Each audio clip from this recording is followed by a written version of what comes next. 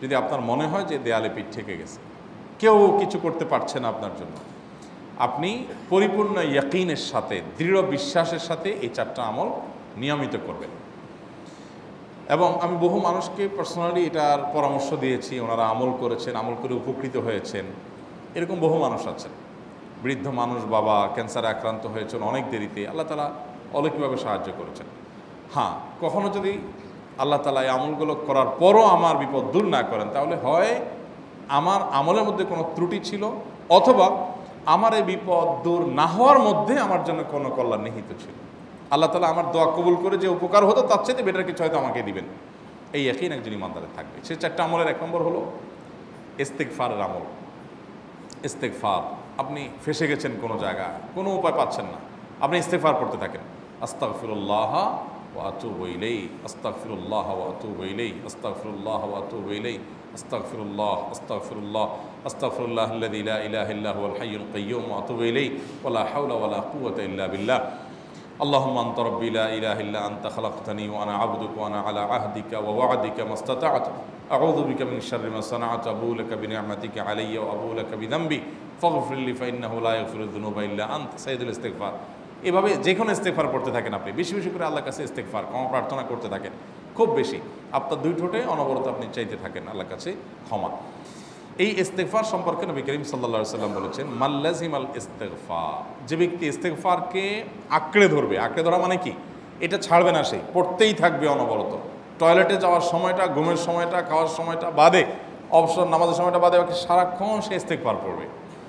এরকম যদি কেউ করে, আল্লাহ রাব্বুল আলামিন জাআলাল্লাহু লাহু মিন কুল্লি হাম্মিন ফারাজা ওয়া মিন কুল্লি যায়কিন মাখরাজা, সকল পেরেশানি থেকে, সকল টেনশন থেকে বের হওয়ার পথ আল্লাহ তাআলা অলৌকিকভাবে তার জন্য আবিষ্কার করে দিবেন। এবং আমি আমার জীবনে যেটা বলেছিলাম, বিস্তারিত বলতে চাই না, এরকম পরিস্থিতি আসছে যে চোখের সামনে কোনো আপাতত রক্ষার কোনো পথ আর খোলা নেই, এমন ভয়াবহ বিপদ। ইস্তেগফার করতে করতে এমনভাবে আল্লাহ তাআলা সাহায্য করেছেন যে এটা কল্পনা করলেও মনে হয় যে স্বপ্নের মতো। কিভাবে এখন এই লোক এই জায়গায় আসলো আমার সাহায্যের জন্য, এই লোক তো এটা আমি এই জায়গায় আসার কথা না, টিকুনি এসে হাজির হয়ে গেলেন এবং উপকারটা, আমার সমাধানটা হয়ে গেল সমস্যা। তো আলহামদুলিল্লাহ, বহুবার আমি পরীক্ষা করেছি, আর আমার পরীক্ষার 2 পয়সার দাম নাই। হাদিসে বলা আছে, গ্যারান্টি দেওয়া আছে, আমার পরীক্ষা করলেই কি না করলেই। তাহলে একটা আমল হলো কি, ইস্তেগফার। সব সময়ের জন্য এটা কন্টিনিউয়াস করবেন, আর এমনিও অবসর সময় ইস্তেগফার করবেন। আরবদের মধ্যে সৌন্দর্য আছে, তারা বিভিন্ন ডাক্তারের ওয়েটিং রুমে বা বিভিন্ন জায়গায় মানুষ যেখানে অপেক্ষা করে পাবলিক প্লেসগুলোতে লিখে রাখে ইস্তেগফার করুন। আপনার হাইওয়েগুলোর পাশে লেখা থাকে ইস্তেগফার করুন, এবং তারা আসলে একটু পরপর দেখা যায় ইস্তেগফার করে। ভালো মন্দ গুণ সবার মধ্যে আছে, তাদের এই ভালো গুণটা আছে, ইস্তেগফার বেশি বেশি করা। আমরা ইস্তেগফার সচরাচর এইভাবে অনবরত অবসর সময় করার অভ্যাস অনেকের মধ্যেই নাই। আমরা এটা চালু করবো ইনশাআল্লাহ।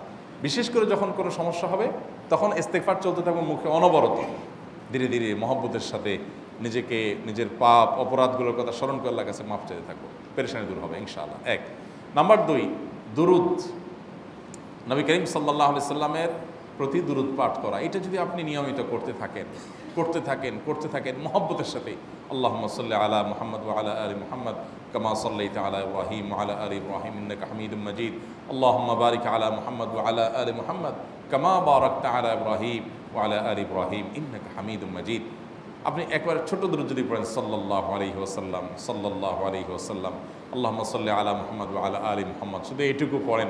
জাযাল্লাহু আন্না মুহাম্মাদাম মা হুয়া আহলু, শুধু এইটুকু পড়েন। আপনি এভাবে যেই কোনো দুরূদ নবী করিম সাল্লাল্লাহু আলাইহি ওয়াসাল্লামের প্রতি যদি পড়েন এবং পড়তে থাকেন অনবরত, ইস্তেগফারের পাশাপাশি দুরূদের ক্ষেত্রে নবী করিম সাল্লাল্লাহু আলাইহি ওয়াসাল্লাম বলেছেন যে এইটা তোমার জন্য যথেষ্ট হয়ে যাবে। তুমি যদি আল্লাহর কাছে আর কোনো দোয়া করতে না পারো, শুধু দুরূদটা পড়ো, তোমার সব পেয়ে যাবে, কিচ্ছু লাগবে না। এক সাহাবী বলছেন, রাসূলুল্লাহ, আমার দোয়ার মধ্যে দুরূদ কত % রাখবো? আমি তো আমার অনেক কিছু আল্লাহর কাছে চাইবো, দুরূদ মানে তো নবীজির জন্য দোয়া, মানে আমার জন্য তো আমি দোয়া করবো, আপনার জন্য দোয়া কত % করবো? 1/3, 1/4, তারপরে হাফ, এবার বিভিন্ন পার্সেন্টেজ বলছিলেন তিনি। নবী করিম সাল্লাল্লাহু আলাইহি ওয়াসাল্লাম বলেছেন যে হ্যাঁ, এর বেশি করতে পারলে আরও ভালো, আরও ভালো। তো ভদ্রলোক এর বেশি, ওই সাহাবী রাদিয়াল্লাহু তাআলা আনহু, তিনি এর বেশি বাড়াতে একটা পর্যায়ে বলছেন যে আমি সব দোয়া আপনার জন্য করি। নবী করিম সাল্লাল্লাহু আলাইহি ওয়াসাল্লাম বলেছেন, তাহলে তোমার আর কোনো দোয়াই করতে হবে না, এর মধ্যে সব দোয়া চলে আসবে।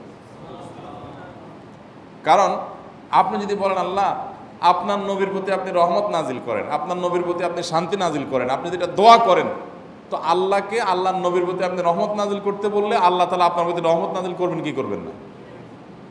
আপনি কাউকে খুশি করতে চান, কার কাছ থেকে কিছু আদায় করতে চান, তার ছেলেটারে যদি হাদিয়া তোহফা দেন, আদর যত্ন করেন, তো বাই ডিফল্ট অটোমেটিকলি ওই লোকের সিম্পেথি আপনার দিকে আসবে কি আসবে না? চোখ বন্ধ করে আসবে। তো আল্লাহর নবীর জন্য যখন আপনি দোয়া করবেন তখন আল্লাহ তাআলা আপনার মধ্যে রহমত নাজিল করবেনই, এটা নবী সাল্লাল্লাহু আলাইহি ওয়াসাল্লামের ওয়াদা। যে কোনো পেরেশানি, তিনি আরো বলেছেন যদি কেউ দুরূদের আমল করে নিয়মিত, আল্লাহ রাব্বুল আলামিন তার সকল পেরেশানির জন্য যথেষ্ট করে দিবেন। এই আমলটাকে সবগুলো দূর করার জন্য যথেষ্ট হয়ে যাবে। এই দুরূদের আমলটা আমি দেখেছি সুবহানাল্লাহ গুলির মতো কাজ করে। আজকের ঘটনা, এক ভদ্রলোক সকালে একটা টেলিভিশন চ্যানেলে, বেসরকারি চ্যানেলে প্রোগ্রাম শেষ করে নামছিলাম লিফটে, তো উপস্থাপক উনি বলছিলেন যে ভাই মানে দুরূদের আমল পড়ে আমি কিছুদিন আগে একটা ইয়াতে মানে এমন একটা অবস্থা যে এইটা থেকে বের হওয়ার কোনো পথ আর নাই, শুরু করলাম দুরূদ অনবরত, এরপরে আল্লাহ তাআলা আমাকে এমনভাবে উদ্ধার করলেন আমি কল্পনা করতে পারিনি। আলহামদুলিল্লাহ এই আমলগুলো করে অনেক ভাইরা আমাকে অভিজ্ঞতা জানাইছে যে আলহামদুলিল্লাহ তাদের অভিজ্ঞতা অলৌকিক। হ্যাঁ, ওই যে বললাম কখনো যদি আল্লাহ তাআলা আপনার দোয়া কবুল না করেন তাহলে হয় আমার ত্রুটি আছে, আর না হলে আমার জন্য আল্লাহ তাআলা এর চেয়ে বেটার কিছু রেখেছেন, আমি সেই ইয়াকিন রাখবো ইনশাআল্লাহ বিইذنিল্লাহ। আর এই দোয়াতে সমাধান হবেই হবে, সে বিশ্বাস থাকতে হবে। নবী করিম সাল্লাল্লাহু আলাইহি ওয়াসাল্লাম বলেছেন, হাদিসে কুদসিতে আল্লাহ বলেছেন আনা ইনদা যান্নি আবদি বি, বান্দা আমার প্রতি যেমন ধারণা করে আমি তেমন আচরণ করি।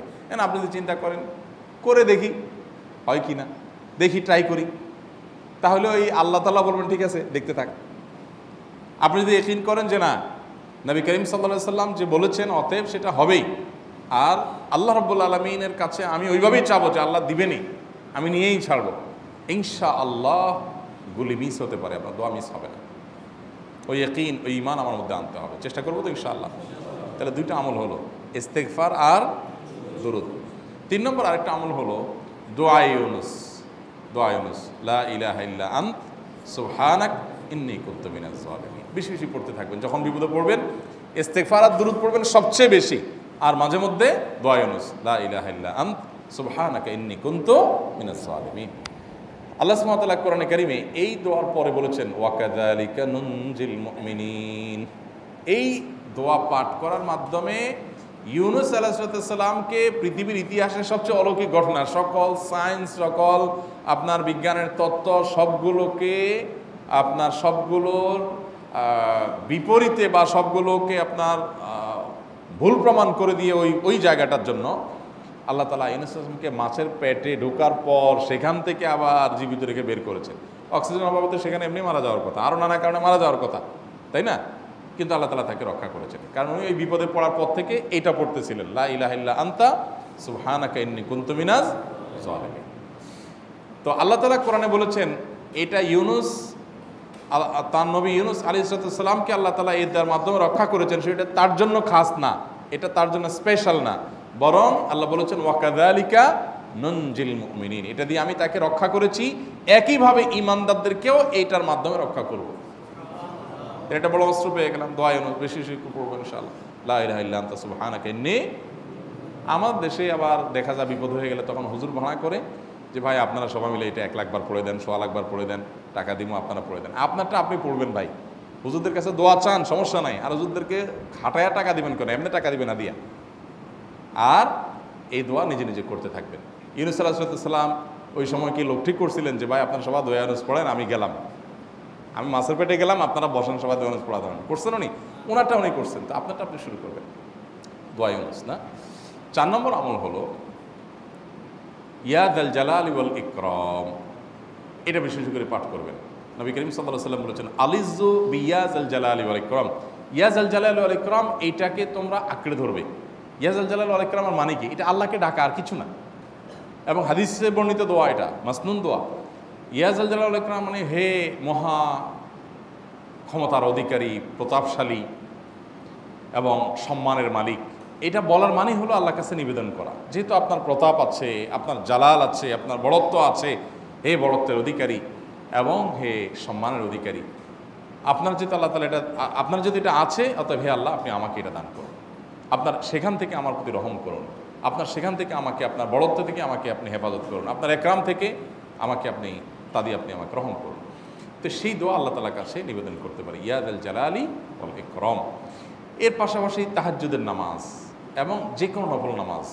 কারণ নবী সাল্লাল্লাহু আলাইহি সাল্লাম ইজা হাজাবাহু আমরুন সাল্লা, নবীজি সাল্লাল্লাহু আলাইহি সাল্লামের কোনো পেরেশানি শুরু হলে আগে ওযু করে 2 রাকাত নামাজ পড়তেন, ওযু করে 2 রাকাত নামাজ পড়তেন। আমাদের যখন পেটে ব্যথা শুরু হয় আগে কার কথা মনে পড়ে? ডাক্তারের কথা মনে পড়ে। যখন গায়ে জ্বর আসে সবার আগে মনে পড়ে কিসের কথা? নাপা, নাপা, ঠিক না? জ্বর আসছে গায়ে, সবার আগে আমরা কি চিন্তা করি? নাপা। নাপা আপনি চিন্তা করেন, খান, নিষেধ না তো, ওষুধ গ্রহণ করা সুন্নত। নবী সাল্লাল্লাহু আলাইহি সাল্লাম নির্দেশ করেছেন ওষুধ সেবন করতে, আপনি করেন, ভালো কথা। কিন্তু ইমানদার সব কিছুর আগে ব্যথা আসছে, তাহলে ব্যথার জন্য একটা ওষুধ দোয়া শিখেছেন, দোয়াটা আগে করবে, পাশাপাশি ওইটা করবে। এলো ইমানদারের কাজ।